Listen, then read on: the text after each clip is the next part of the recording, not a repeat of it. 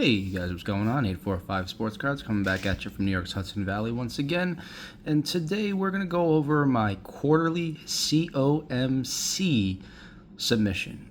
Every 3 months, give or take, I try to take my cards that I can't sell easily somewhat through some other route like eBay or hobby shops or Instagram deals, and I bundle them up, send them off in a box to COMC.com out in Washington, and what they do is they scan my cards, upload them to the site, I set the price, and over time we get some sales, and the cards do sell off over time, and it creates a little extra income, and it's a nice way to get rid of, like I said, those cards that I can't otherwise sell, because if I'm going to sell something off eBay, it has to be enough value that somebody's willing to pay, not just for the card, but to cover the shipping and then cover the cost. So COMC has a lot of advantages in the respect that it's 50 cents to upload the card to the site, and then a small fee on the back end for sales, about 5 cents or so.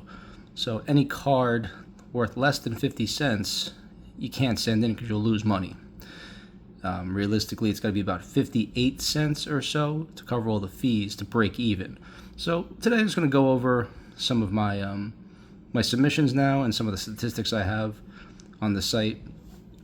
So right here is my dashboard as you're looking at my laptop. My most recent sales, you can see I just sold the Donruss Griffey rookie for $3.56. I pulled it out of a pack, sold it for $3.56. It wasn't going to grade a 10. I look at every card of value. If I can grade it and it's going to get a 9 or a 10, I'll send off the grading. If there's something about the card like centering or a defect or, banged up corner, I give it to COMC. As long as it's reasonable, they will list it as nothing, not damaged. There's no qualifications. They don't say mint, near mint. They just say normal or EX. There's some damage to it. So for the most part, cards get no qualifications on COMC, and the pictures they upload are high quality, so you can really tell what you're buying, but for the most part, it doesn't really make a difference. As long as they're in reasonably good shape, they'll sell for market value. To date, I have 2,171 cards in my inventory. Total sales on the site, $3,400. And if you go here, just give you an idea of my monthly sales to date at the turnaround since the start of this year. Here's January 25. Sold 87 cards for $115 during the month of January. February, 32 cards for $60. March, good month, 156 cards, $247. April, almost 250 cards for $317. So you see every month's a little bit different. There's some seasonality to it. Sometimes it goes by the uploads that I send in, the cards that I do submit. Once they get uploaded, if they're new to market, they're priced well, I price aggressively, they'll sell through, and then they're all gone. So you can see how COMC is a nice supplementary income. It's not a ton of money by any stretch of imagination, but these are cards that I can't sell anywhere else easily.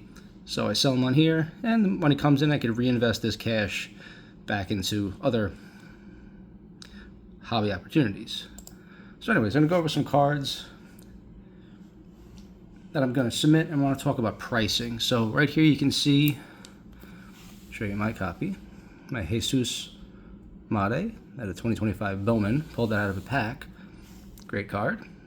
Prospect, Chrome, and you see here that the cheapest one is $2.44, and then it goes up from there. What I want you to know is that if it's selling for $2.44, you list it, the price you would list yours at is 25 cents lower than this. So it'll be $2.20. You have to know that. The 25 cents is a handling fee that they charge. It's a VIG that COMC charges. You don't pay it you do pay it as the buyer, and the seller, you're not getting it. So it's money that's lost. So when you're researching cards, I take a look at a few things here. I look at the price that it sells for, how many there are, and one other thing is this little chart up here, the sales. This thing's selling like hotcakes. 324 sales in the last quarter. That's a lot. So this thing's selling often. I know it's a good card. I know it's a high demand card, and I can see it's going for $2.45, which means minus 25 cents off of that. I list mine at $2.20. I should be able to make the sale because I'd be the lowest price on the site. So let's go through a couple of the cards and pricing. Charlie Condon, 2025 Bowman Chrome. Charlie Condon, good sales. $1.45 is the lowest one. So 25 cents less than that's $1.20. So I could list it for $1.20. It'll show as $1.45. I would get $1.20 when it sells. So I know if it sells frequently and it sells for $1.20, which is $1.45 minus 25, it's a good card to send in. Next card, we'll look at it. Chase Burns, Silver Pack Mojo, no brainer. $8. Doesn't sell a lot, but $8, $10. He's a hot prospect. He's done well in the big so far. The cheapest one is $8. No doubt about it sending in. And if you look at this card here, it's pretty off-centered. That's why I'm not saying it to PSA, because it is so off-centered. But it's otherwise a nice card, so it'll sell. I'm pretty confident I can send that one in. It'll sell pretty quickly. Mojo Jacob Wilson, same thing, off-centered. But an otherwise nice card. Sells pretty frequently. Lowest one is $4.49. Call it $4.50. That means I can list it for $4.25. And I'll be the lowest one up there, and it'll sell through. No brainer. And here's where it gets a little tricky. 91 Donruss Allen Trammell. He's a Hall of Famer. Pulled it out of a Slater Sportscards Retro Wax Box. And you see here, the cheapest ones, 52 cents, 55 cents, 75 cents. So you got to throw out this 75-cent one because it's so much higher than the others. The next card that's going to sell, if one of these does sell, and trust me, these cards don't sell a lot, but if the card's going to sell, the 55 cent or 52 cents is going to be the one that goes. But you have to subtract the 25 cents handling fee when you look at the list price for your own cards. I don't know if I have one of these. I don't have one of these listed, but you look at the price that they're selling for. Now I say to myself, okay, I have an Allen Trammell, 91 Donruss. Is it worth sending in? Oh, look, they're selling 55 cents a piece. Beautiful. I could just about break even. But you won't, because you got to subtract 25 cents off of that, which gets you to 30 cents. So you would list it at 30 cents. They'll sell for 55. You would yield to 30, which means you lose money because you paid 50 cents to upload it. So this card is not worth sending in, even though it's selling 55 cents. You would net that. You would net 30. 55 minus 25. So that's important to know. When you're looking at cards to send in, I don't necessarily look at every single card. I have a feel for it. Inserts, parallels, numbered cards, autographs, they tend to sell well.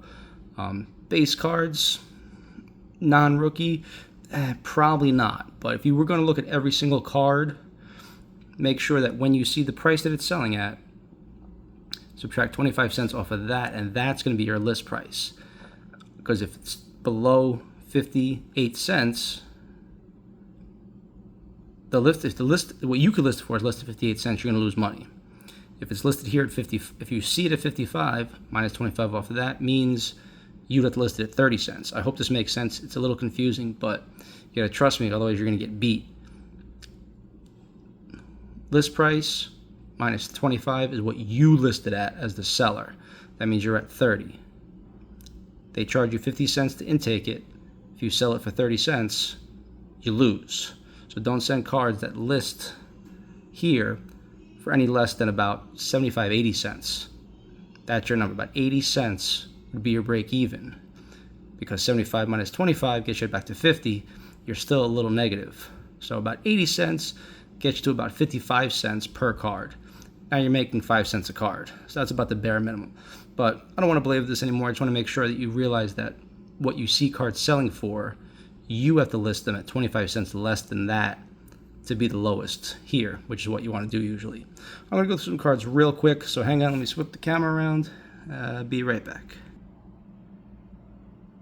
So I'll just go through boxes right here. So I got my 400 count box, has 215 cards in it.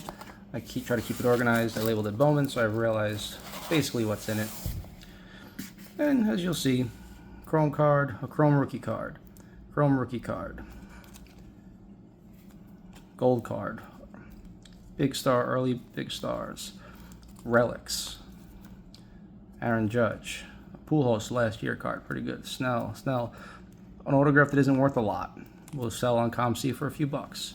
One of these all aces cards, not worth a lot, but it'll go. Ohtani, not good enough, won't get a PSA 10.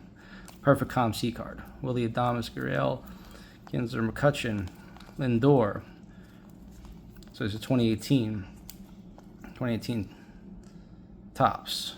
Refractors, gold cards, relic cards, rookies of established stars, first Bowmans, chromes, inserts, parallels.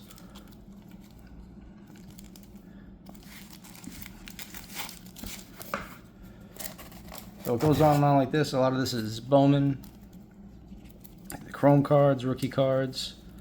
Now the base paper, only the big names. Hyun-Sung Kim, Rookie of the Year candidate. James Wood, Jacob Wilson. Showaway cards are always valuable. Jackson Jobe, Shoto, Ellie, Paul Skeens, Ichart Garcia. First Bowmans. Some of these are first Bowmans of unproven stars, but you never know who's going to pop off. So I try to send most of them in. Some big names. Slade Caldwell, he's a prospect that you know of. Big Christmas, Sebastian Walcott. These are bigger names, plus the chromes. Those are going through. This box is mostly Bowman Chrome, so you get the idea with that one. Let me go ahead and grab the next box. Over here, which mostly have baseball, our foam spacer, which is really important. 2025 tops paper, Ohtani, Paez, Duran, Baker, mascots, Roki, Jackson Jobe, J-Dom, celebrities, Jacob Wilson, celebrities, and then your rainbow foils, your glitters, your pinks, your purples. The 1990s are inserts, so we like those. They're not incredibly valuable, but they're in high enough demand that we should probably get 60 cents for them. OPS leaders, all these inserts. Game day drip, superstars. These twin cards. Stars, these are pretty much close to break even. These mojos, they're worth actually a lot more, but we do like those cards a lot. Even if we break even, it's okay, because what ends up happening is big rookies at a Heritage. If somebody finds a Babe Ruth mojo or a red Heritage or high number, and they go to my profile, they'll see the other cards in the profile. And people tend to bundle cards. People tend to submit offers. Some of these are junk wax, but iconic cards. Deion Sanders. Unusual stickers. Oakland A's. They're not the Oakland A's anymore. So you never know when they have value. Ken Griffey Sr. It's hard to say sometimes, but you take a couple shots with some UFC. Just rip this, just the parallels and the refractors, and the inserts. So Allen and Ginter, the fired up, top of the class, they're inserts. They appear less in the packs than the base cards, so they should hold a little more value. Perfect for COMC. One more box, and we'll wrap things up here. Again, just trying to give you an idea of what I send. And remember, when you look on the site of what things are selling for, remember that you got to back off 25 cents off each card of what it's listed for on the site. That's what you could expect to list it for, and that's where you're going to make your money. So 80 cents sale price on the website is about the break-even point. So here we go, a bunch of assorted mishmash. This is how I pack my boxes. It's a 200 count box, or a 300 count box, or 400 count box.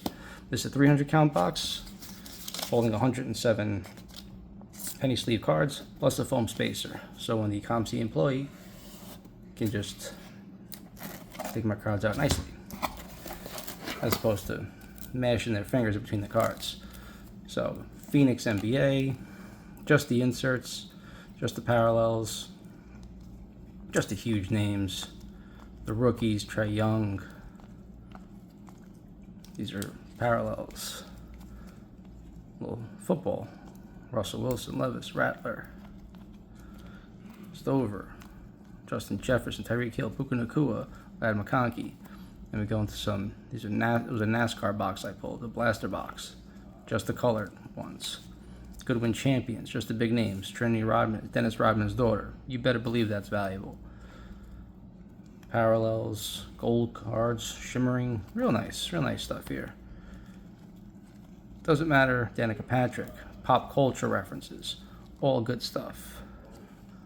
Red shimmers there. One more pile here. Big names, prismatic, inserts, shiny. It's all good stuff. Rookie cards, sapphire cards, a base sapphire card. Any base sapphire, doesn't really matter. It's $1 or $2. Doesn't matter who the card is. It's sapphire, it's such a high-end set. This was the UEFA champions that I got with the Montgomery Club. I literally took every single sapphire card that I didn't sell on eBay, and I threw it in this order. And then a couple of random WWE cards. Isla Dawn rookie card. We load them up in these 200, 300, 400 count boxes. Try to keep it kind of small. They'll take bigger boxes, but I find it's easier and safer to keep them smaller. Foam spacer. The order form goes in. Their barcode. They have you print this out. That goes in the box. Box goes closed. We pack them up and we ship them off. So that's basically the process. These bigger cards here, these are the 89 Bowman. I just kind of lay these on top. They don't really fit anywhere else. So these cards do go in also, because again, they have value. Hall of Famers, an iconic set. But that's basically the deal for this quarter. Sending about 500 cards on this order. The money that it will cost to process them will come from the funds that are in the account already. I have about 2,200 cards. You saw on the statistics. Sometimes I make $300 a month. Sometimes I make $50 a month. Either way, $50 a month will cover 100 cards intake per month. It takes 16 weeks for them to process an order. So if I send these cards in now, they won't be processed till September, October. So by that time, I would have profited $300, $400 in sales. It'll cover this $500, 500 card order. So that's the process. This was basically the July quarterly submission for COMC. If you have any questions, please ask them down below or email me, sam@845sportscards.com. If you like the kind of educational content we put here, in addition to the rips and the mail days and the Target Tuesdays, subscribe to the channel, give it a like. I'm always working hard to put out some good stuff. I hope you can gain a lot of value from it. Any question about COMC? I'm shocked at how few people know about COMC and how few people use COMC. It's a phenomenal platform. I love it, and it's only one piece of the selling strategy, but it's a very valuable piece because it helps me process through these lower level cards that I can't sell on eBay. So thank you guys for watching. Appreciate everything you do. Like, comment, subscribe, and I will see you guys next time. Later.